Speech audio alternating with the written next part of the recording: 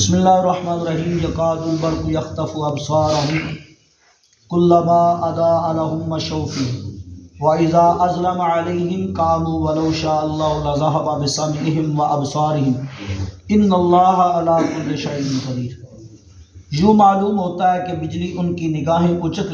لے جائے گی، جب کچھ چمک ہوتی ہے تو اس میں چلنے لگتے ہیں، اور جب اندھیرا ہو جاتا ہے تو ٹھٹک کر کھڑے رہ جاتے ہیں۔ اور اگر اللہ تعالیٰ چاہتا تو واقعہ ہی ان کے کان اور ان کی آنکھیں چھین لیتا۔ بے شک اللہ تعالیٰ سب کچھ کر سکتا ہے، اور اللہ ان کا حال خوب جانتا ہے۔ ان سب کو دوزخ میں جمع کرے گا جب دلیلیں اپنی حقانیت کا زور دکھاتی ہیں، اور چمکتی بجلی کی طرح ان کی آنکھوں کے سامنے سے گزرتی ہیں، تو قریب ہوتا ہے کہ ان کی روشنی آنکھوں کی جاتی رہے، یعنی مسلمان ہو جائیں، مگر قسمت میں ایمان نہیں۔ منافق جو جھوٹا ایمان لائے گویا اس بجلی کی روشنی میں چلے، قتل وغیرہ سے امان پائی، پھر جب مر گئے پھر بھی وہی تاریکی قبر کی ہے، اور وہ ہیں، اور اگر اللہ چاہے تو ابھی ان کی سنوائی یعنی کان اور بینائی یعنی آنکھیں چھین لے۔ اللہ تعالیٰ سب باتوں پر قادر ہے۔ اس میں حکم یہ ہے کہ منافقین جو جھوٹا ایمان لائے، جنہوں نے حضور علیہ السلام کے سامنے کہا کہ حضور کے صحابہ کے سامنے کہا ہم تو رسول اللہ کو ماننے والے ہیں، ہم بھی تو آپ جیسے ہیں، جیسے آپ رسول اللہ کو مانتے ہیں ہم بھی ایسے ہی مانتے ہیں، لیکن وقتی طور پہ موقع کی مناسبت کفر سے بچ گئے، کبھی کافروں کی لسٹ سے نکل گئے۔ ہم تو آپ سب کا کلمہ پڑھنے والے ہیں، ہم تو صحابہ کی طرح ہیں، ہم بھی ماننے والے ہیں۔ وقتی طور تو موقع کی مناسبت تو بچ گئے، لیکن اگر اللہ چاہے تو اس وقت بھی اس کو اندھا بھی کر سکتا تھا، ان کو اپنا مار بھی سکتا تھا، ان کی بینائی بھی ختم کر سکتا تھا، لیکن اللہ نے ایسا نہیں کیا۔ دنیا میں تو وہ جھوٹا ایمان لے آئے منافقت کی طرح، منافقوں کی طرح، لیکن اللہ فرماتا ہے جب مر کے قبر میں جائیں گے تو جس طرح دنیا کے اندھیرے سے بچے ہیں اسی طرح قبر میں پھر وہی اندھیرا ہوگا۔ مطلب چند دن کی زندگی جو جھوٹا ایمان لے کر آئے کہ ہم بھی کلمہ پڑھنے والے ہیں، لوگوں کے سامنے کفر سے تو بچ گئے، منافقت سے تو بچ گئے، لیکن اصل میں وہ منافق ہے۔ یا ایھا الناس اعبدوا ربکم الذی خلقکم والذین من قبلکم لعلکم تتقون۔ اے لوگو اپنے اس رب کی عبادت کرو جس نے تمہیں اور تم سے اگلوں کو پیدا فرمایا، یہ امید کرتے ہوئے اس کی پوجا کرو کہ تمہیں پرہیزگاری ملے۔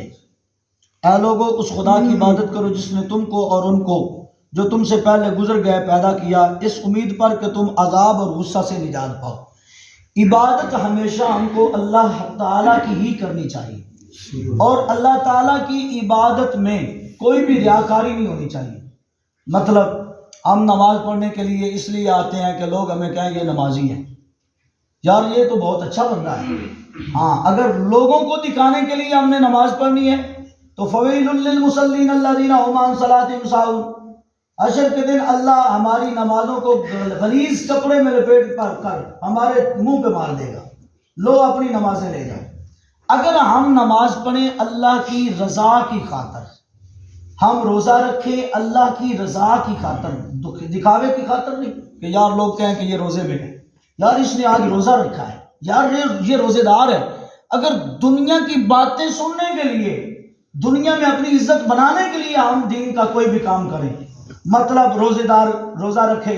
نمازی نماز پڑھے، تو ایسی عبادت کی ضرورت نہیں اللہ کو۔ ہاں، ہماری عبادت ایسی ہونی چاہیے، ہم نماز پڑھنے کے لیے آئیں تو ہمارا نظریہ یہ ہو کہ ہم اللہ کی بارگاہ میں جا رہے ہیں اور اللہ تعالیٰ کا فریضہ ادا کرنے جا رہے ہیں، اور اللہ تعالیٰ نے جو ہمارے اوپر نماز فرض کی ہے ہم اللہ تعالیٰ کے حکم سے اللہ تعالیٰ کی عبادت کرنے جا رہے ہیں کہ اللہ ہم پہ راضی ہو جائے، اللہ ہماری عبادت پہ راضی ہو جائے۔ ہاں، اگر ہماری عبادت کا نظریہ یہ ہوگا کہ ہمارے اوپر اللہ راضی ہو جائے تو پھر ہماری عبادت قبول ہوگی، ورنہ ریاکاری کی عبادت اللہ کی بارگاہ میں قبول نہیں ہوگی۔ الذی جعل لکم الارض فراشا والسماء بناء، وَأَنزَلَ مِنَ السَّمَاءِ مَاءً فَأَخْرَجَ بِهِ مِنَ الثَّمَرَاتِ رِزْقًا لَكُمْ فَلَا تَجْعَلُوا لِلَّهِ أَنْدَادًا وَأَنْتُمْ تَعْلَمُونَ۔ وہ جس نے تمہارے لیے زمین کو بچھونا اور آسمان کو خیمہ بنایا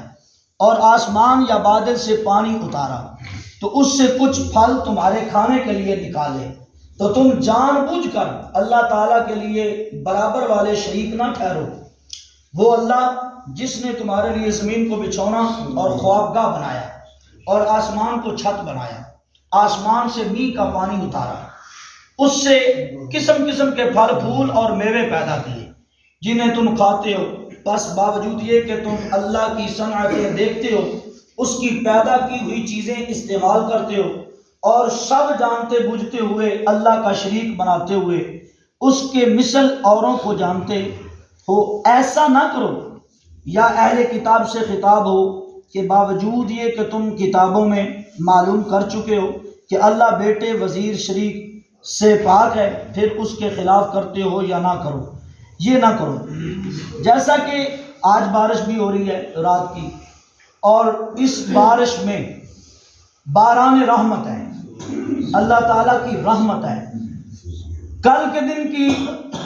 زمین کی کیفیت اور فصلوں کی کیفیت، اور آج صبح بارش کے بعد میں یہ فصلوں کی کیفیت دیکھ لینا کہ اللہ تعالیٰ کی طرف سے یہ جو بارشیں نازل ہوئی اور ہوتی ہیں، یہ اللہ کا نور بن کر اترتی ہیں۔ اس میں زمین سے اللہ ہمارے لیے پھل اور پھول پیدا کرتا ہے، جیسا کہ قرآن کریم کے 29ویں اس بارے میں ہے کہ اللہ تعالیٰ فرماتا ہے کہ آپ زمین کو بناتے ہیں، زمین کو بنا کر اس میں کچھ بیج بخیر دیتے ہیں، میں چاہوں میں قادر ہوں، میں چاہوں تو اس آپ کا جو بیج ہے اس کو جلا دوں، اس کو راکھ کر دوں، اس بیج کو اگنے نہ دوں، لیکن میں ایسا کرتا نہیں۔ میں قادر بھی ہوں، میں رحیم بھی ہوں، میں کریم بھی ہوں، میں رزاق بھی ہوں۔ میں زمین سے آپ کو بہتر رزق دینے والا ہوں۔